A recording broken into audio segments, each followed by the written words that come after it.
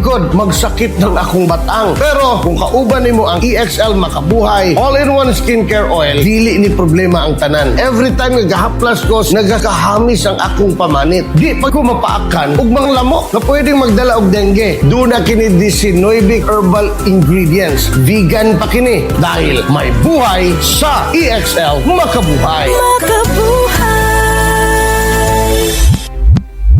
See the world free. Enroll now at PMI Kansas. At PMI Kansas, we offer the following 4-year courses. BSMT, Bachelor of Science in Marine Transportation, 4-year course. BSMAR-E, Bachelor of Science in Marine Engineering, 4-year course. BSCA, Bachelor of Science in Customs Administration, 4-year course. ESLP, Enhanced Support Level Program, 1-year to 1.5-year course. ESLP, DEC, Enhanced Support Level Program, 1-year to 1.5-year course. ESLP, Engine, Enhanced Support Level Program, Engine, 1-year to 1.5-year course. PMI is accepting applications for Marine and Customs instructors. Decide now. Enroll at PMI Kansas. Kini ang tinuod na radyo sa Bohol, DYDR 1116 www.dydrbohol.com. Internet live stream ng silbi sa katawan ng buwan sa tibuok kalibutan.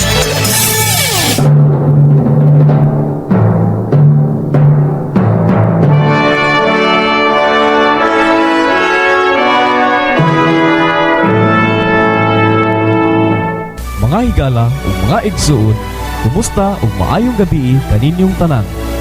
Sulod sa musulod nga usa ka takna, inyong mapati ang pagtuon sa balaang pulong sa Dios nga gipasiugdahan sa Grace Christian Church sa Dakbayan sa Tagbilaran, Bohol. Usa ka non-denominational, evangelical ug labaw sa tanan, usa ka doktrinal nga simbahang lokal. Ug karon sa walay paglangan, ako kamong ihatag ngadto sa magdudumala niining mao nga pagtuon, Pastor Nelson Rio II, ang pastor teacher sa Grace Christian Church.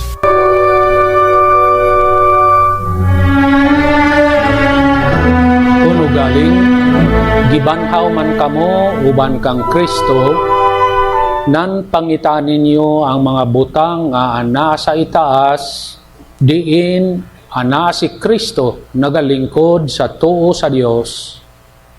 Itumong ang inyong mga una diha sa mga butang nga ana sa itaas ug dili sa mga butang dinhi sa yuta, kay kamo nangamatay na ug diha sa Dios ang inyong kinabuhi natago uban kang Kristo.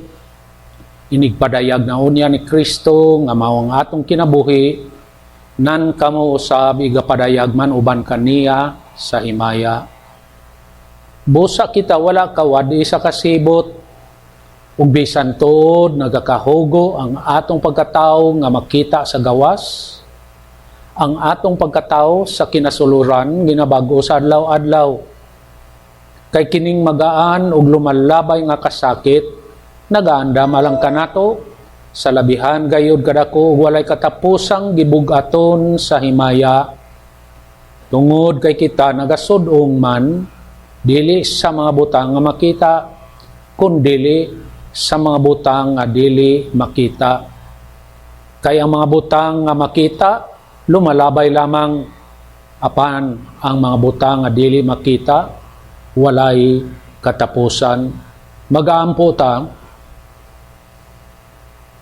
balaang Dios, langit nung Amahan, niining laing higayon nga kami, nagapadayon sa pagpahimulos sa imong grasya, kini among ginapasalamatan, ug nga kami nagaangkon sa paglihok sa Espiritu Santo aron mapadayag nganhi kanamo karon ang dugang kamatuoran luyo sa imo mga pagtulunan. Nagaampo kami Dios alang sa among mga kaigsuonan nga nagaduyog kanamo karon, tuguti nga pinagi niining mao nga grasya, mahatag usab kanila kining mao nga kahigayunan nga makabot ang kahingpitan sa imong tumong og tuyo. Nagaampo kami Dios alang sa among mga kaigsuonan nga wala pa makasinati niining tanan nga imong giandam na o manggaling nagasalig sa ilang kaugalingon pagpaningkamot.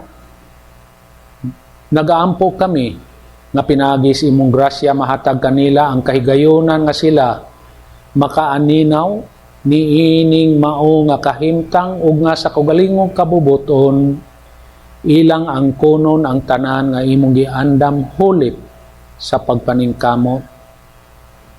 Apan kami Dios nagaampo niini nga nagasakay sa imong mga dekretong gipahimutang sumala sa dagan sa kasaysayan subay sa imong plano ug ang kabubuton sa matag usa ka tawo alang niini. Ipakita kanamo karon ang mga hunahunag mga tuyo nga sukwahi aron sa kaugalingong kabubuton amo kining masalikway aron dili kini makabalda sa ministeryos Espiritu Santo niining iyang pagpadayag sa mga kamatuoran nga nagadala sa mga espirituhanong sangkap alang sa among Kristohanong kinabuhi. Tuguti nga kining mao nga buhat musangpot sa paghimaya kanimo. Ipadayon lamang ang imong pagkamatinumanon sa among tagsa ka kinabuhi o sa among taliwala. Pinaagi ni anang mga sangkap nga anana sa among kalag o ang mga espirituhano mga butang. Luyo sa imong mga pulong nga nagalihok na diha sa among panimuot. Kining tanan, ginaampo ginapasalamatan, pinaagi lamang sa ngalan ni Ginoong Kristo among bugtong manluluwas. Amen. Padayon kita nini ato ang paghisgot sa rebound o ato nang gipakita ang mga sequence, no, ang pamaagi ni ining rebound. Duha man to kabahin. Ang primerong bahin mao ang epekto sa rebound sa ato ang kahimtang ingon nga mga Kristohanon sa ato ang spiritual nga kahimtang ug ang ikaduha unsa ang lihok sa Dios alang kanatong mga magtotoo sa diha nga atong pagapahimuslan kining rebound. Ug ato na nakita nga ang sequence sa rebound dili lamang taman sa 1 Juan 1:9 kundili lakip na kini sa mga pipila usab ka mga pagtulunan og mga doktrina nga nagapakita kanato unsa ang ato karon nga ipadayon human nga makahimon kita ni anang mao nga buluhaton sa rebound. Mao na nga atong gibalik-balik sa hatag o gibugaton nga basta mo rebound ka kinahanglan kahibaw kag unsa sad ang mga sangkap nga imo pagaangkonon aron ang rebound mahimong epektibo sa imuhang kinabuhi. Kay dili man igo ra ang pagsugid, ang butang pasabot nga sa diha mo sugid ka nahibaw ta nga diha pasayloon ka apan dili ka na garantiya nga diha dayon mubalik ang imuhang kahimtang nga nakasala ka. Og ang gusto nato karon nga ipadayag mao nga sa diha nga mogamit kag rebound kinahanglan nga andam sad ka nga mogamit sa mga sangkap nga gihatag sa Dios kanimo aron di na mobalik ang sala nga imong gisugid. Tuod man diha pasayloon ka sa Dios.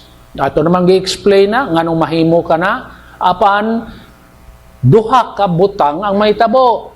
Either nga diha mobalik ka sa mao nga sa or human ka makasugid musugod na ka sa paggamit sa mga sangkap nga anani mo aron makapadayon ka sa pag-abante, makamove on ka gikan anang imong sala.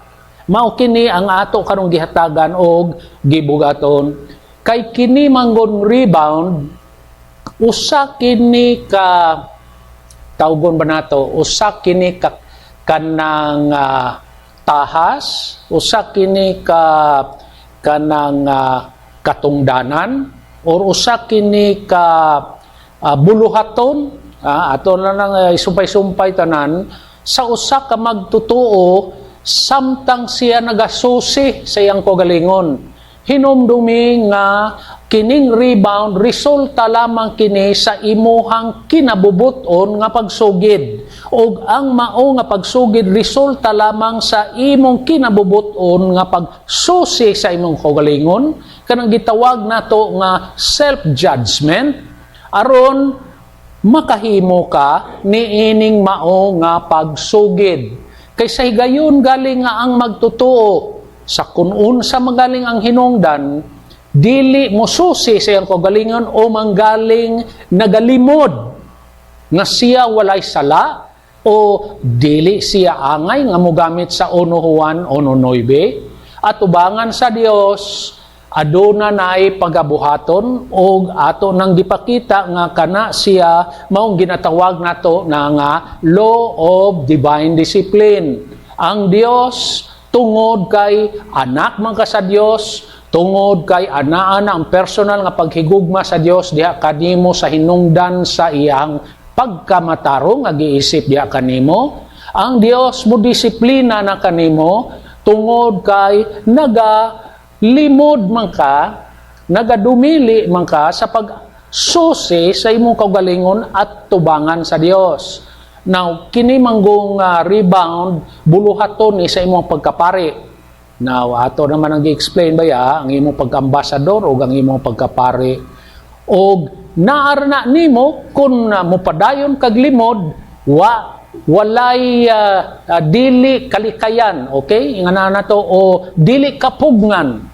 Walay makapugong sa paglihok sa Dios karon diha sa imong kinabuhi, aron ka makahinuklog ni anang imong kahimtang kay nagadumili man ka sa pagsusi sa imong kaugalingon.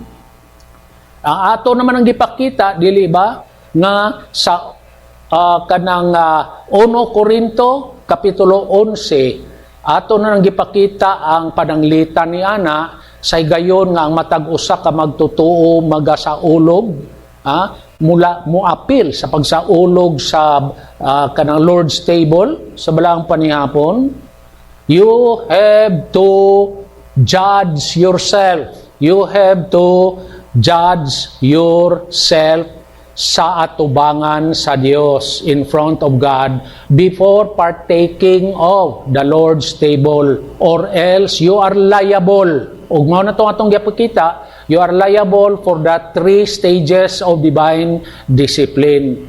Mao na nga kung dili ta gusto nga disiplinahon ta sa Dios, or well, of course ato namang gisulti ka na, di ba, nga di man angay kahadlukan ang disiplina sa Dios. Way labot og di ka gustong disiplinahon sa Dios, tungod kay gatuo ka nga di ka angay disiplinahon, pero lain na nga kahimtang sa magtutuo. Pero ato namang gisulti nga ang pagdisiplina sa Dios nimo usa ka pagpakita nga adunay kabalaka ang Dios nimo. Adunay kahangawa ang Dios sa imong spiritual nga kahimtang nga tungod ana iya kang disiplinahon. Og mao kana nga importanteng makasabota nga kung kita adunay kabalaka sa atong kaugalingong spiritual nga kinabuhi, nan anaasab kanato ang katungod nga mususi sa atong kaugalingon. Mao ni ang gusto nga mahitabo sa 1 John 1:9. Mao ni ang nagapaluyo nga mga pagtulunan ni ining rebound and keep moving. Ang pagsusi sa kaugalingon sa matag usa ka magtutuo sa iyahang kaugalingon. Mao na nga importanteng makasabot ta nga ang disiplina ni God moabot diha kanimo kung ikaw nagadumili ni ining pagsusi sa imong kaugalingon.